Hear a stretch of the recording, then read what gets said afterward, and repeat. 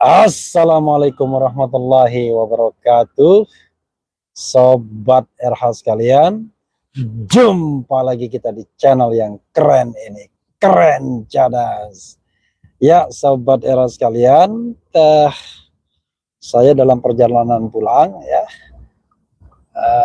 manfaatkan waktu. Oh, kalau kita nggak ada cahayanya sama sekali gelap ya.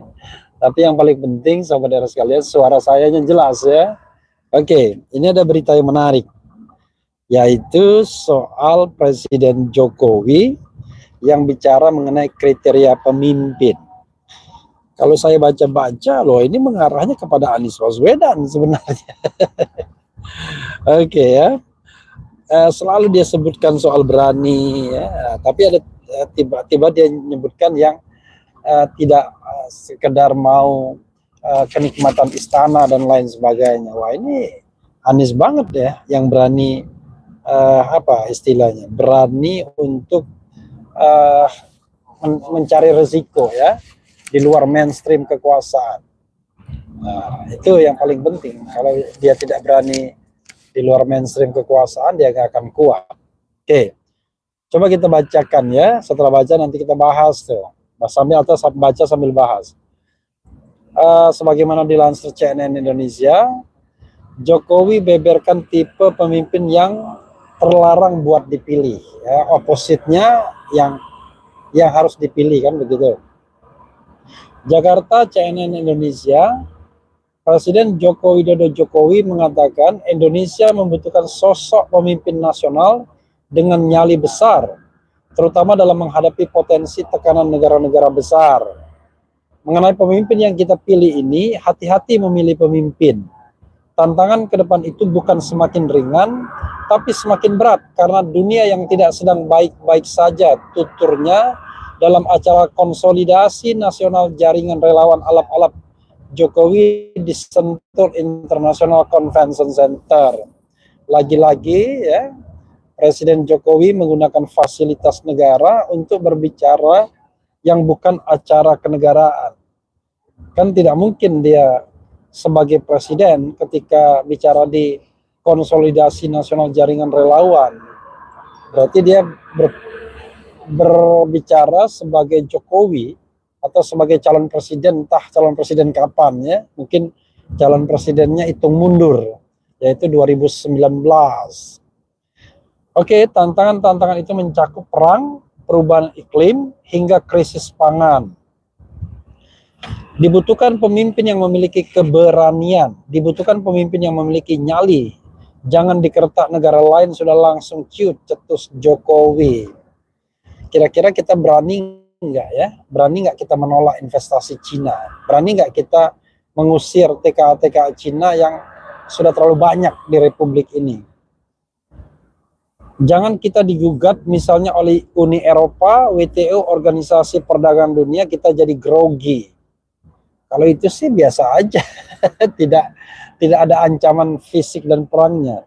Tidak boleh negara sebesar Indonesia memilih pemimpin yang dapat ciut nyalinya digertak negara besar manapun. Setuju? Cetus dia disambut jawaban serentak sekitar 16.000 relawan setuju. Ya. Kemudian Jokowi menambahkan kriteria lain. Sosok pemimpin ideal adalah yang berani mengambil risiko, bukan yang mencari selamat. Oke. Jadi pemimpin harus berani mengambil risiko. Itu pemimpin yang betul. Jangan hanya cari selamat, cari enak. Menikmati nikmatnya. Enaknya duduk di istana, tidur di istana, paparnya. Nah ini kriteria kedua yang kita harus lihat ya. Kita ingin cari pemimpin yang mau bekerja keras untuk rakyatnya. Kalau ada masalah tidak menghindar. Kalau ada problem berani mendekat dan menyelesaikannya. Pungkas mantan Gubernur DKI Jakarta itu. Sejauh ini bakal calon presiden yang sudah dideklarasikan ke publik mencakup 3 nama, yaitu Ganjar Pranowo dari PDIP, Prabowo Subianto dari Partai Gerindra, dan Anies Baswedan yang merupakan non-kader parpol. Ya. Jadi sahabat sekalian, ada 2 kriteria yang disebut oleh Jokowi. Pertama adalah berani, dan yang kedua berani mendekat ke rakyatnya, tidak sekedar mau menikmati enaknya istana, kan begitu, enaknya kekuasaan. Pertanyaannya, dia mau dari 3 calon yang mengemuka, dia mau dukung siapa? Karena 2 kriteria ya, itu sangat Anies banget. Kenapa Anies banget? Begini, kalau kita bicara tentang apa, yang pertama kan sebenarnya lebih pada diplomasi global. Kalau kita bicara diplomasi global, ya Anies lah yang jagoannya. Prabowo juga bisa, karena keduanya sama-sama memiliki pengalaman jam terbang di luar negeri. Tapi jangan lupa, ya, Anies jauh lebih luas dalam memainkan diplomasi global. Dia sudah terbiasa dengan wacana, biasa dengan perang urat saraf dan lain sebagainya, biasa dengan dialog. Jadi kalau kita mau memajukan Anies ke dunia, ya tidak memiliki kemampuan untuk bermain di ranah global. Jadi Ganjar minggir dulu. Nah, paling tinggal Anies dan Prabowo, ya, either Anies or Prabowo kalau kita bicara tentang di kancah global. Oke, katakanlah saya mau objektif, keduanya sama kuatnya, 50-50. Bagaimana dengan kriteria yang kedua?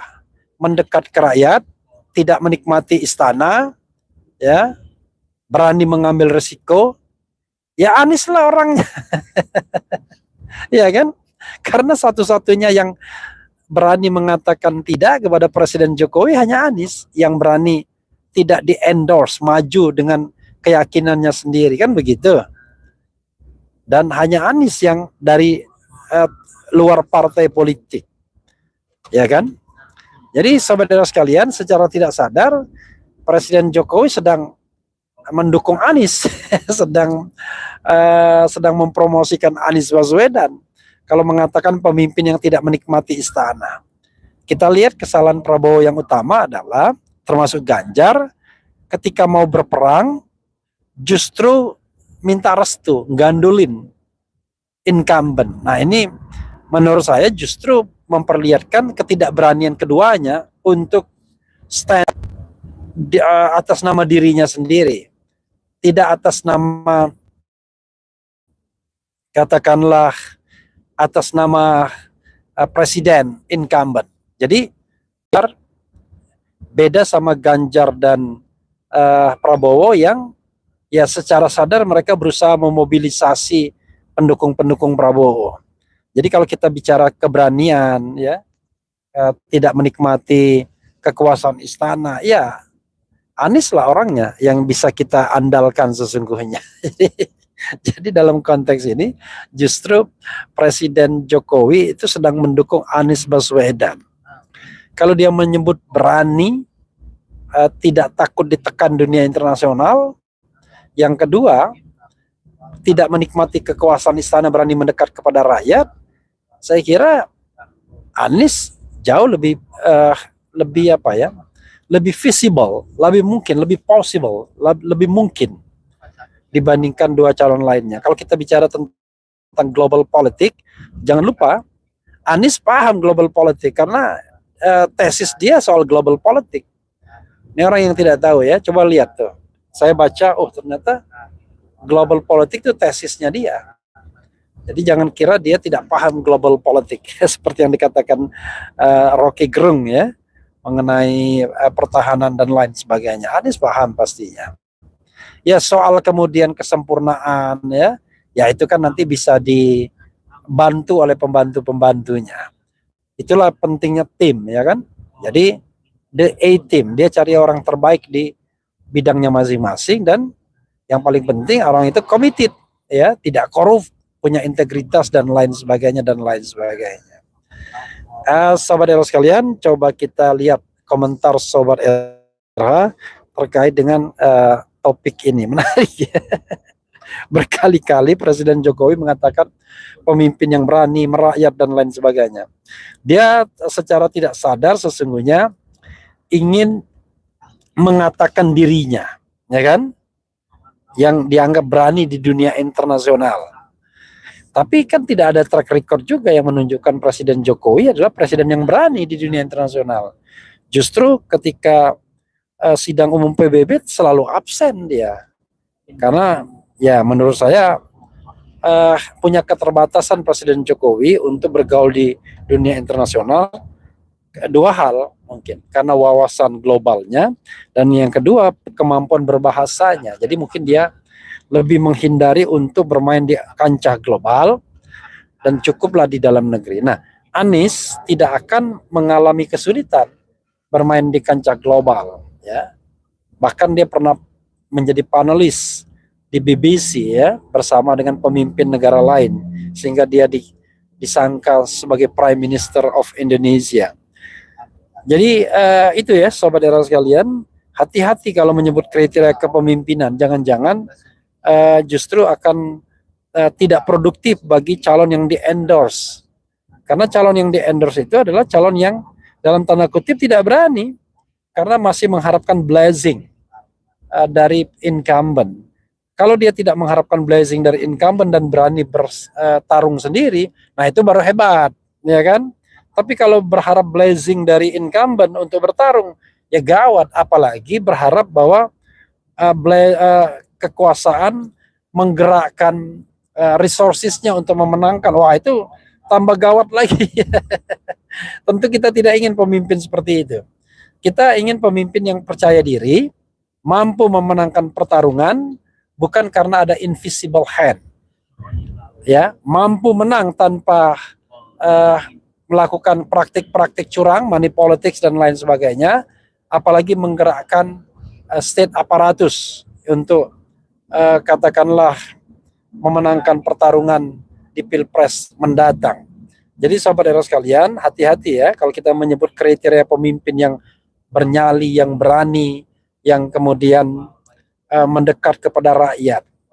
Paling tidak Anies sudah membuktikan mampu dan mau berdialog dengan rakyat selama prosesi sebelum pendaftaran ini. Coba lihat ya, berapa banyak dialog yang didatangi oleh Anies Baswedan dibandingkan dialog yang didatangi oleh baik Prabowo maupun Ganjar Pranowo. Dalam semua level Anies datangi. Berdialog sama rakyat kecil, oke. Berdialog dengan kalangan intelektual, oke juga. Itu menunjukkan bahwa dia siap untuk bermain di segala level. Internasional, oke juga. Penghargaan internasional sudah banyak yang dia peroleh, termasuk juga untuk presentasi di dunia internasional. Jadi saudara sekalian, ini menurut saya paket yang ya rasanya jauh lah dibandingkan dengan sebelumnya ya. Kita pernah memiliki orang dengan ide besar, gagasan besar, gesture besar, itu Bung Karno. Tapi jangan lupa itu kan masa-masa yang sangat romantik sekali, karena dia memang berasal dari kawah Chandra di muka perjuangan membebaskan bangsa. Jadi agak berbeda. Nah, setelahnya kita mendapati presiden dengan segala kelebihan dan kekurangannya. Pak Harto tidak begitu jago dalam diplomasi dunia internasional, tapi dia punya ketenangan. Kenapa? Karena dia tidak membiarkan dirinya didikte orang lain. Ketika dia harus datang ke katakanlah pertemuan-pertemuan internasional, ya dia tetap menggunakan bahasa Indonesia. Tidak mau dia sok-sokan bahasa Inggris, sementara bahasa itu tidak dikuasainya secara baik. Nah, Presiden Jokowi tidak menguasai secara baik bahasa Inggris, cenderung bahasanya bahasa sangat biasa, sangat minimum, ya. Tapi Anies beda, Prabowo tentunya beda. Karena itu saya mengatakan kalau untuk diplomasi internasional, poin plus kita berikan kepada Anies dan Prabowo, dan ke dalam, paling tidak Anies sudah membuktikan bisa berdialog dengan segala kalangan. Itu ya sahabat sekalian. Oke. Anies memang hebat, sampai-sampai jantung Luhut mau copot. Kita nggak bisa begitu ya. Kemudian Jokowi akan berkata Anies terbaik untuk Indonesia.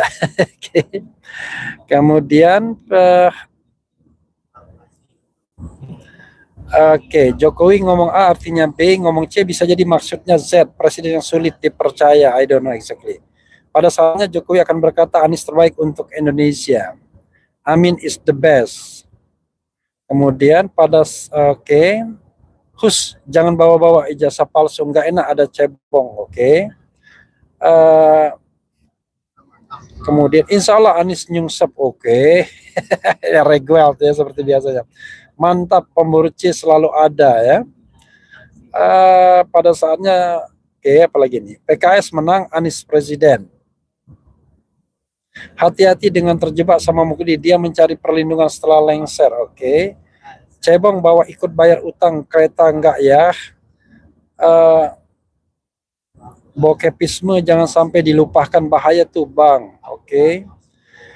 Iya setuju, Anies banget tuh. Bukankah Anies banyak memiliki penghargaan tingkat dunia dan termasuk 200 tokoh dunia yang berpengaruh? Ya, yeah, that's the point.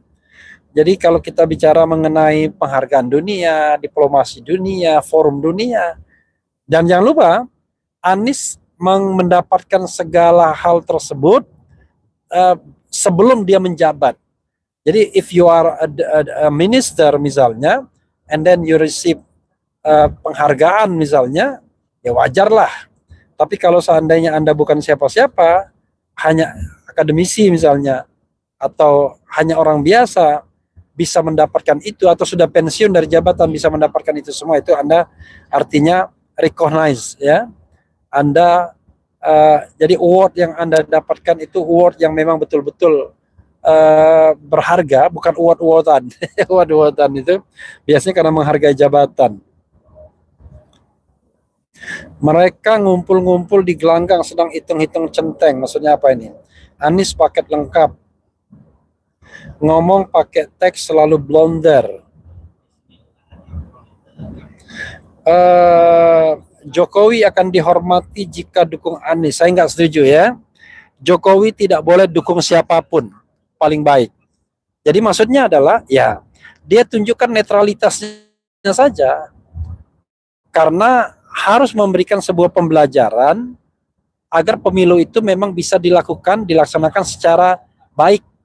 Nah, untuk baik itu ya harus netral presidennya agar dia secara tidak langsung menggerakkan birokrasi bawahnya, kan karena kita budaya paternalisme ya. Begitu atas bergerak, bawah bergerak juga. Kemudian terima kasih Mister Oke. Pokoknya amin untuk Indonesia 2024 presiden. 2024 Anies presiden. Anies jadi presiden. Imin wakil presiden. Oke. Saya dan sukses selalu Pak Anies Baswedan dan Gus Muhaimin Iskandar. Allah Subhanahu wa taala senantiasa memberikan kemudahan kepada mereka berdua untuk dapat menjadi presiden dan wapres RI 2024. Mau kemana? Mau pulang? Joko biar jadi jaminan utang, ambil aja biar dia ambil. Oke. Jokowi absen di PBB karena takut ditanya soal rempang. Oke. Barangkali salah satunya adalah dia tidak nyaman dengan dunia internasional ya. Ibaratnya ya ada tim, ada perlindungan, tapi langsung head to head dengan dunia internasional di mana dia harus sendirian menjawab, itu yang mungkin dia tidak terlalu nyaman. Kemudian betul banget itu Bung RH, Om Joko mendukung Pak Anies soal statementnya. Saya juga berpikir begitu. Kemudian apa lagi ya? Anies untuk Indonesia lebih baik, adil, sejahtera. Di dalam mobil juga tetap bikin konten. Kalau saya mau jujur ya, justru saya semangatnya kalau lagi jalan. Kenapa begitu? Kalau lagi jalan begini kan tidak ada yang bisa kita lakukan sehingga kita apa istilahnya? Ya, mengisi waktu secara baik ya. Kalau di rumah banyak hal yang bisa dilakukan. Kadang-kadang malas saya bikin konten. Oke. Lagi ya. Anies dan pendukungnya pemaaf. Jokowi akan dihormati jika dukung Anies. Sekali lagi, saya hanya berharap Jokowi netral, tidak mendukung siapa-siapa, karena itu jauh lebih baik. Mungkin itu dukungan Pak Jokowi di nuraninya tanpa disadari Pak Anies yang ditunjuk. Amin. Amin ya rabbal alamin. Sekali lagi ya tadi, kalau kita bicara pemimpin yang berani, pemimpin yang tidak menikmati istana, dua jagoan Jokowi ini kan ibaratnya mau bertanding tapi pengen bergantung di ketiak penguasa. Itu yang menurut saya tidak gentle ya.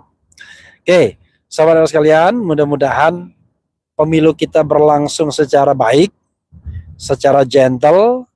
Jokowi atau Presiden Jokowi netral, tidak menggerakkan state aparatus, tidak main duit gede-gedean, tapi adu ide dan gagasan. Presiden kita, presiden yang harus punya ide dan gagasan, di mana ide dan gagasan itu dihormati tidak hanya oleh rakyatnya sendiri, tapi juga dunia internasional. Itu saja.